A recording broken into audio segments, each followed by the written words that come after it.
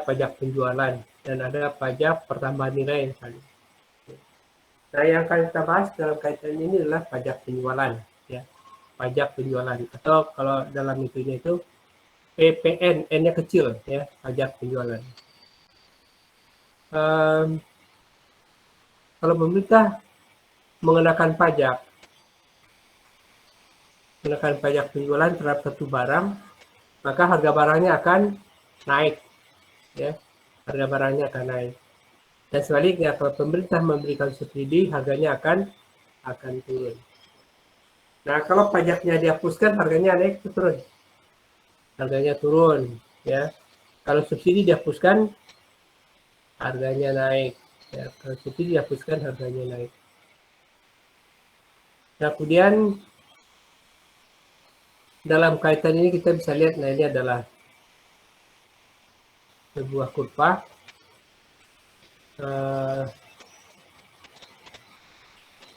Karena adanya pajak, K adalah pajak, ya. Kemudian karena ada pajak itu, maka kurva penawarannya bergeser ke kiri, jadi S1. S berubah jadi S1 bergeser ke kiri, maka titik simbangan berubah dari E ke A.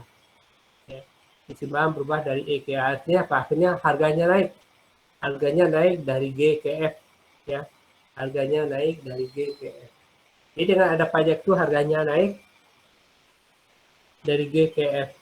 Gitu. Nah, untuk diketahui bahwa kalau ada pajak ataupun subsidi, itu pengaruhnya terhadap fungsi penawaran. Ya.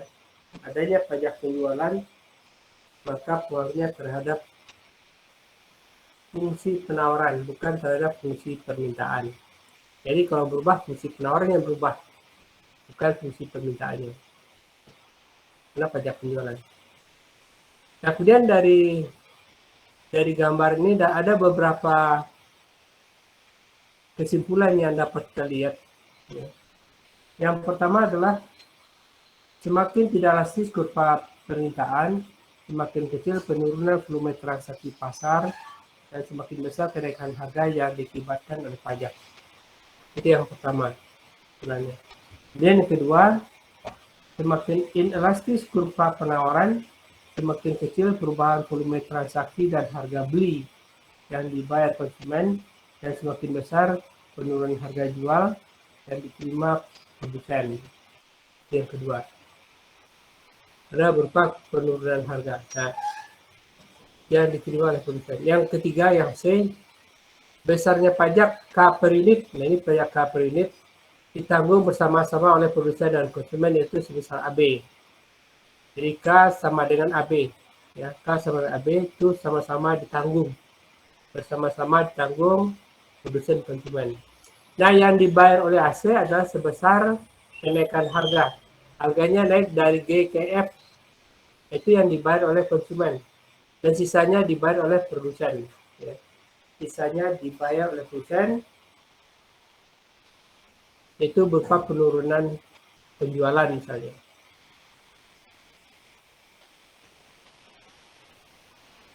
Nah, kemudian yang berikutnya adalah semakin elastis kurva permintaan, semakin elastis kurva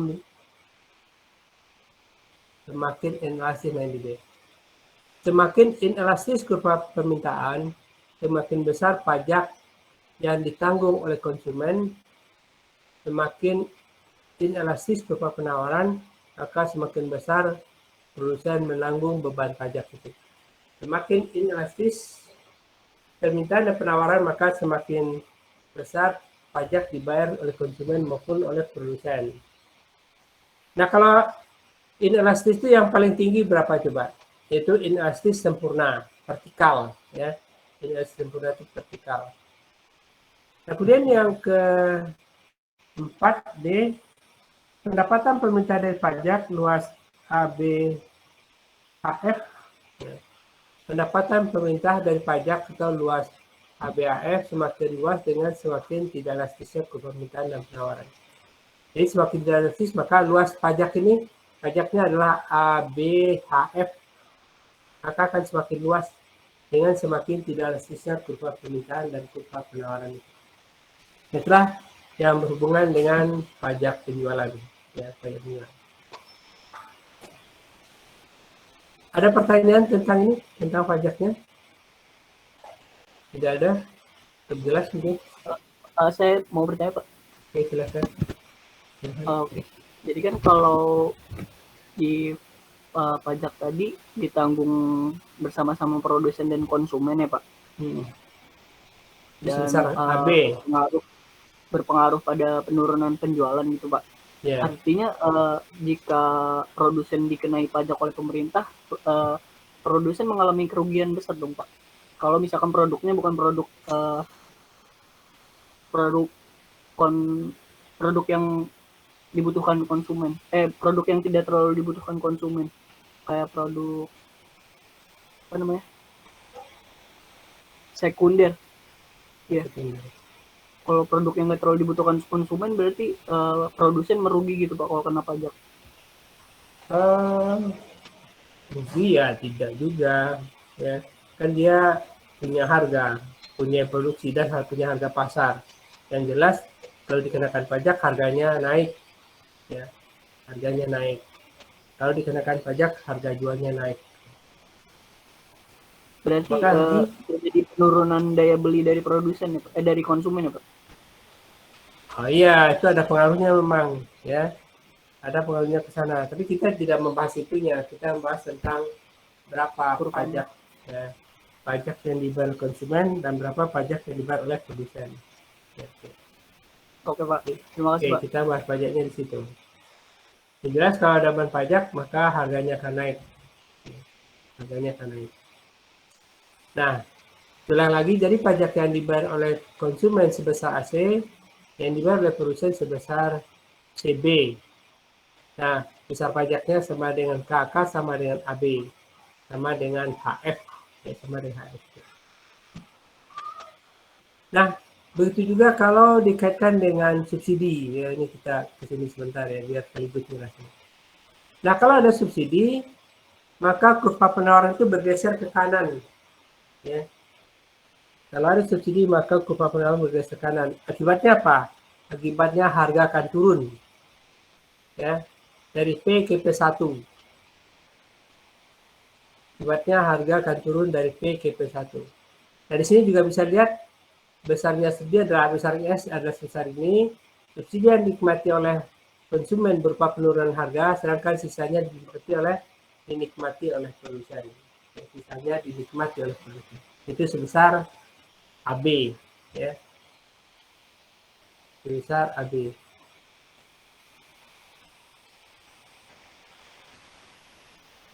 Itu kalau kaitannya. Nah, kalau subsidi dihapus maka harganya akan naik. Nah, kemudian tentang harga maksimum. Yang tentang pajak dan subsidi tadi cukup jelas mungkin. Ada yang kurang jelas, kan? Boleh tanyakan sebelum kita lanjutkan.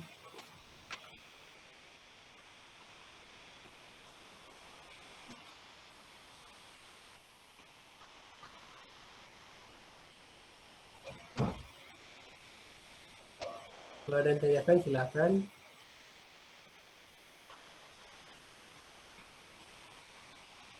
Nah, kalau tidak kita teruskan. Itu dengan harga maksimum, ya, harga maksimum. Pemerintah itu punya peran besar dalam penentuan harga, terutama harga-harga barang yang dibutuhkan masyarakat atau kebutuhan pokok. Itu juga barang-barang hasil produksi masyarakat misalnya. Nah, sehingga pemerintah menetapkan harga yang disebut ada harga maksimum, ada harga minimum. Nah, kalau pemerintah ingin melindungi konsumen, maka yang ditetapkan adalah harga maksimum. Jadi maksimal harganya sama dengan harga yang ditetapkan oleh pemerintah. Tapi kalau lebih murah dari itu boleh, gitu ya. Yang tidak boleh lebih mahal dari itu. Contohnya apa? BBM misalnya. BBM harganya paling mahal adalah kalau dibelinya SPBU, itulah harga maksimum. Ya, paling mahal seperti itu. Tapi kalau belinya di luar harganya berbeda. Ya, di luar karena ada ongkos bawahnya dan sebagainya. Nah, sebaliknya kalau pemerintah ingin melindungi produsen, maka pemerintah menetapkan harga minimum. Ya, contohnya harga gabah, ya, beras misalnya 3.500 per kilogram. Padi kering misalnya, ya, itu dibeli oleh Bulog. Nah, karena harga minimum berarti minimal harganya seperti itu. Tapi kalau lebih besar itu boleh, ya. Nah, itu adalah harga minimum ditetapkan oleh pemerintah. Dan oleh itu maka kalau masyarakat panen padi yang banyak, maka agar hasil panennya aman, hasil harga aman, maka dibeli oleh Bulog, ya. Kalau dilepaskan ke tengkulak, tengkulaknya maunya membelinya dengan harga yang murah, gitu kan. Sekarang dibantu oleh Bulog untuk menampung itu. Langsung padi masyarakat, sehingga masyarakat untung. Akhirnya masyarakat mau bertani. Tapi kalau masyarakat rugi, masyarakat nggak mau bertani, gitu. Akhirnya kita kekurangan beras, akhirnya paksa impor. Nah, sekarang maka harga beras itu ditampung oleh pemerintah melalui Bulog itu, karena dana pemerintah, gitu. Nah, sekarang kita bahas harga maksimum, ya. Nah, dalam harga maksimum itu di sini ada 3 macam harga, ada PM harga maksimum, PD harga barang di pasar nasional, P adalah harga timbangan. Nah, kalau pemerintah inginkan harga berlaku harga maksimum atau PM, terus ini kita lihat kalau PM, maka yang ditawarkan adalah Q1, yang kita adalah Q4. Karena dalam hukum penawaran semakin rendah harganya semakin sedikit yang ditawarkan di pasar. Nah, kalau berbeda dengan hukum permintaan, semakin rendah harganya semakin banyak yang diminta, permintaannya naik. Nah, pada saat harga maksimum ini yang ditawarkan Q1 yang diminta Q4, artinya ada kelebihan permintaan. Yang menjadi masalah adalah adanya excess demand, ya, yang cukup banyak, itu sebesar Q1, Q4, ya, Q1, Q4. Itu adalah masalah yang harus diatasi. Nah, untuk mengatasi itu bisa dengan 2 cara. Pertama, dilarang impor, ya. Kedua, boleh impor, ya. Kedua, boleh impor. Nah, kalau dilarang impor misalnya, bagaimana caranya? Bisa dengan penjataan secara ketat, dijatah sehingga dapat sedikit-sedikit. Nah, kalau dilarang impor itu maka akan terjadi 2 harga di pasar itu. Selain harga maksimum akan ada harga gelap yang harganya lebih mahal dari harga maksimum. Kenapa? Karena orang yang duitnya banyak, dia berani membayar lebih mahal karena dia ingin dapat barang tersebut, maka akan ada harga gelap. Itu kalau dilarang impor dan berlaku harga maksimum misalnya. Dan bisa juga pemerintah memutuskan boleh impor, tapi tetap harganya harga maksimum. Nah, boleh impor, tetap harga maksimum, harga barang itu di pasar internasional adalah PD. Lebih mahal dibandingkan dengan harga maksimum. Nah, kalau oleh karena itu maka kalau harganya lebih murah dibandingkan harga belinya, maka pemerintah harus menyediakan subsidi. Kalau tidak disubsidi, nggak ada yang mau mengimpor barang itu. Karena harga jualnya murah, lebih murah dibandingkan harga belinya. Nah, subsidinya adalah sebesar PD min PM dikali dengan Q1 Q4. Itu besar subsidinya. Kalau yang berlaku harga maksimum tidak boleh impor. Tapi bisa juga boleh impor, tapi tanpa harga maksimum. Nah, boleh impor tanpa harga maksimum, maka harga yang berlaku adalah harga internasional. Maka impornya adalah Q2, Q3. Impornya besar Q2, Q3. Itu kalau boleh impor tapi tidak memaksakan yang berlaku adalah harga maksimum. Harganya yang berlaku adalah harga internasional, yaitu PD. Nah, impornya sebesar Q2, Q3. Apakah perlu subsidi? Tidak, karena harganya tidak dipaksakan oleh pemerintah harga maksimum. Nah, bisa juga yang lainnya apa coba? Dilarang impor, tapi tidak memaksakan harga berlaku adalah harga maksimum. Ya. Kalau tidak memaksakan harga berlaku harga maksimum, tapi dilarang impor, maka harga yang terbentuk adalah keseimbangan. Yaitu P-nya PE, Q-nya adalah Q5. Ya. Dan ini adalah Q5, Q5-nya adalah PE dan Q5. Nah, kalau kita perhatikan, kalau dilarang impor, harga di dalam negeri itu lebih mahal dibandingkan harga barang itu di luar negeri. Nah, kalau harga dalam negeri lebih mahal dibandingkan harga di luar negeri, kemudian dilarang impor, apakah yang terjadi? Karena harga dalam negeri mahal, ya, di luar negeri murah. Nah, tapi dilarang impor, apa yang terjadi? Akan terjadi penyelundupan ke dalam negeri, ya. Karena menguntungkan kalau barang itu didatangkan dari luar negeri dijual dengan harga yang lebih mahal di dalam negeri. Karena dilarang impor, tapi kalau dibolehkan impor tinggal diproses saja impornya, ya. Diproses saja impornya. Dan sebaliknya begitu juga dengan barang ekspor. Kalau harga di luar negeri lebih mahal dibandingkan dengan harga di dalam negeri, dilarang ekspor, maka akan terjadi penyelundupan ke luar negeri. Ya, akan terjadi penyelundupan ke luar negeri. Nah, itulah tentang harga maksimum. Ya, itulah tentang harga maksimum. Ada pertanyaan mungkin silakan. Tidak ada? Apakah semuanya sudah jelas? Atau apakah semuanya sudah tidak jelas?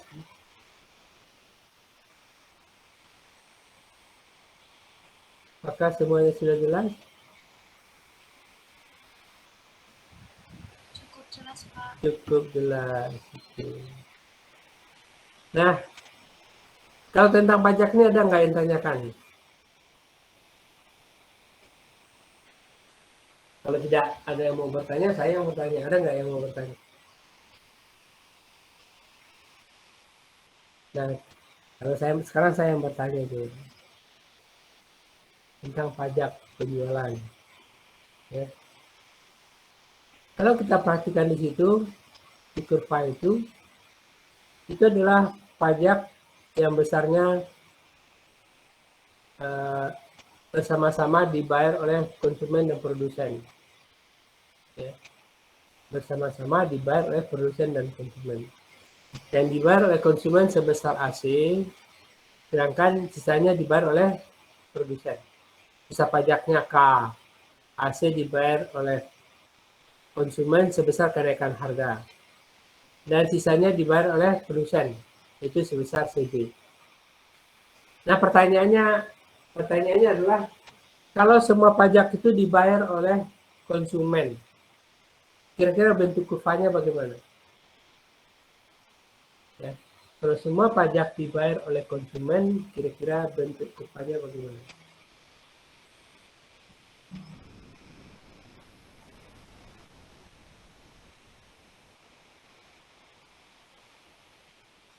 Siapa yang ingin berpendapat? Silahkan.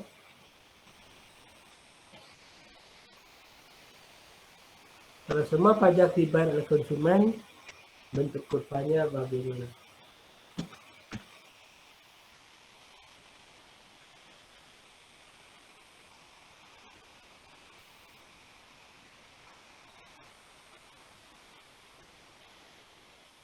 Silakan, ada yang berpendapat? Teri yang berpendapat, Teri, silakan.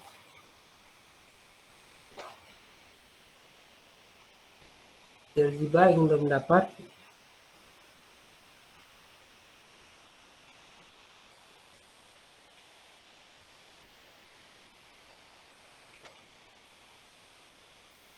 Pajak yang dibayar konsumen itu sebesar kenaikan harga. Ya, sebesar kenaikan harga. Kalau semua pajak dibayar konsumen, berarti besarnya kenaikan harga sama dengan besarnya pajak. Nah, bentuk kurvanya bagaimana tuh? Kalau semua pajak dibayar oleh konsumen, maka besarnya pajak sama dengan besarnya kenaikan harga. Karena semuanya dibayar oleh konsumen. Kira-kira bentuk kurvanya bagaimana?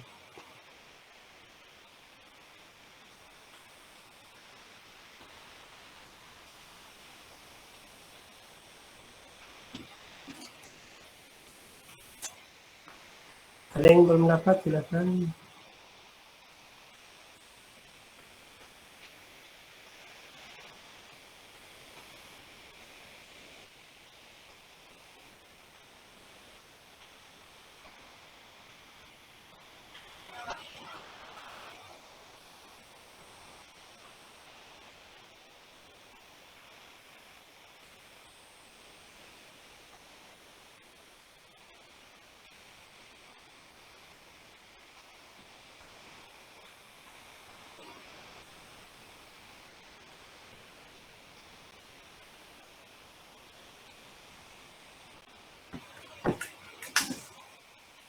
Ada yang Sebentar ya Pak, lagi nyari. lagi nyari ya, cari dulu ya. Nggak usah cari sini ada kok. Nah, tinggal ini aja nih. Ada kok di gambarnya. Bagaimana caranya hingga semua pajak itu dibayar oleh konsumen? Bentuk gambarnya gimana? Apa garisnya hilang satu Pak mungkin? Ini dari sini garis permintaannya.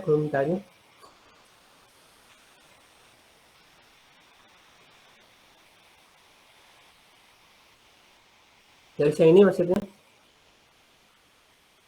Iya Pak, tapi Nah, nggak tahu, saya nggak yakin. nah, gimana garisnya?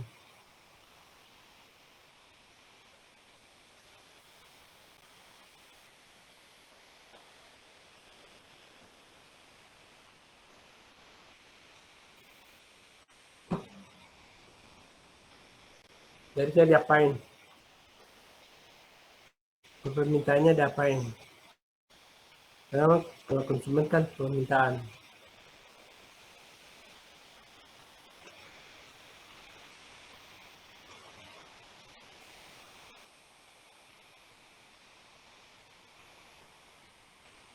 Apa yang dilakukan? Jelaskan.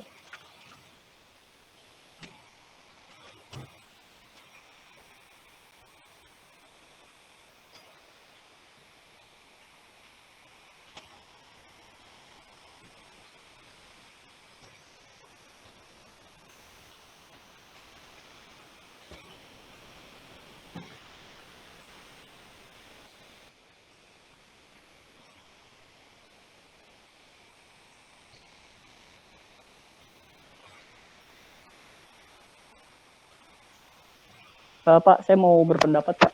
Nah, silakan Ilham. Tadi kan pertanyaannya kalau misalkan pajaknya ditanggung seluruhnya oleh konsumen.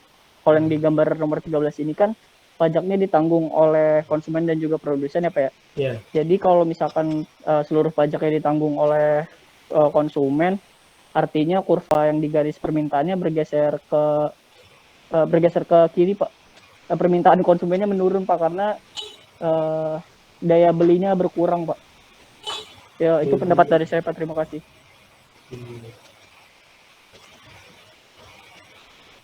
Bergeser ke kiri. Kalau bergeser ke kiri, besok ini masih ada yang bayarnya, ya, masih ada yang bayarnya.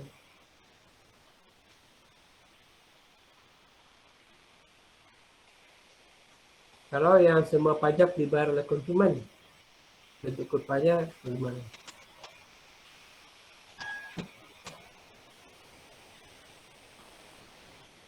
Kalau semua bayar pajak dibayar konsumen, berarti karena kan dibayar konsumen itu bisa kenaikan harga. Berarti besarnya pajak sama dengan besarnya kenaikan harga. Ya. Kalau semua pajak dibayar konsumen, berarti besarnya pajak sama dengan besarnya kenaikan harga. Nah, bentuk kurvanya kira-kira gimana tuh?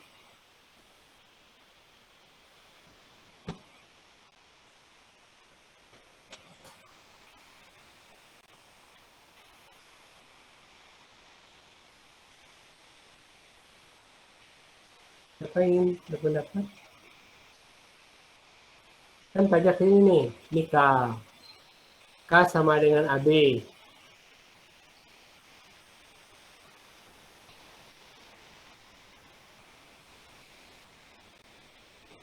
Berarti bentuk kurvanya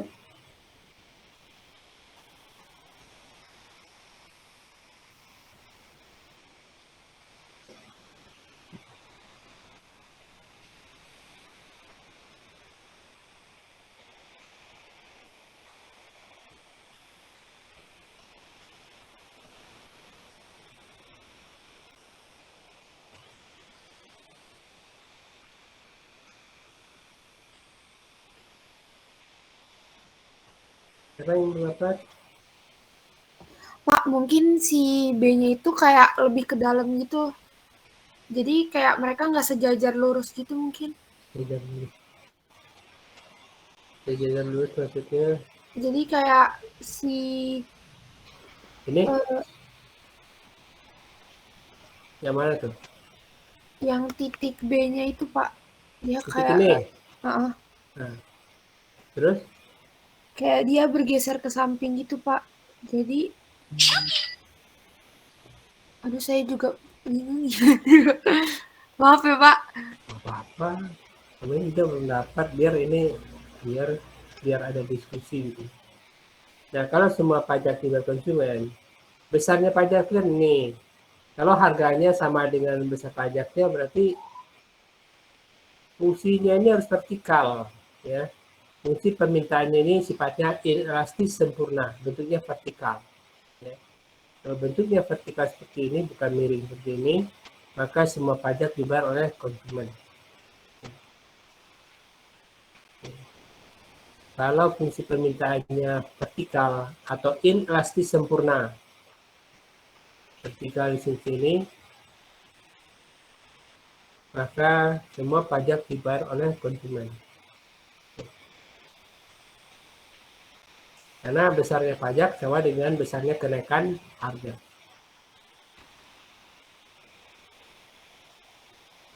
Oke, jelas mungkin maksudnya?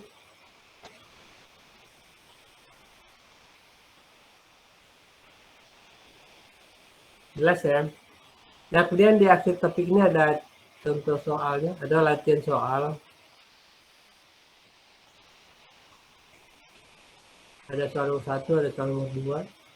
Boleh dikerjakan ya. Nomor 1 boleh mau di foto boleh atau mau screenshot ya boleh. Nomor 2 juga ada di buku. Ini tentang pajak ya. Nah, coba dikerjakan juga. Jadi kita mungkin dalam 2 kali pertemuan mungkin mengerjakan latihan soalnya dulu. Nanti baru tambah lagi teorinya.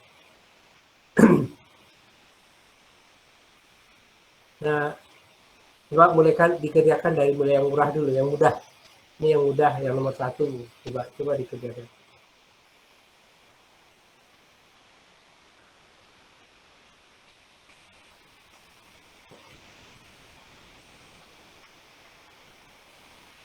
Eh,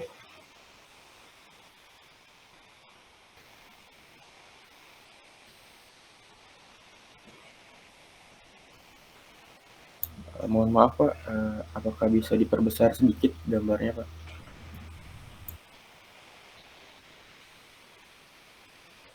soalnya lagi catat atau sudah dipoto, sudah di ini, screenshot, Oke baik Pak. ya? Sudah. Sudah, Pak. Kalau sudah boleh saya tutup screen-nya. Iya, Pak, boleh, Pak. Yang lainnya? Oke, jadi kerjakan nomor 1 dulu ya, nanti nomor 2-nya nanti kita bahas. Iya, Pak, nanti saya kirim ke grup fotonya. Oke.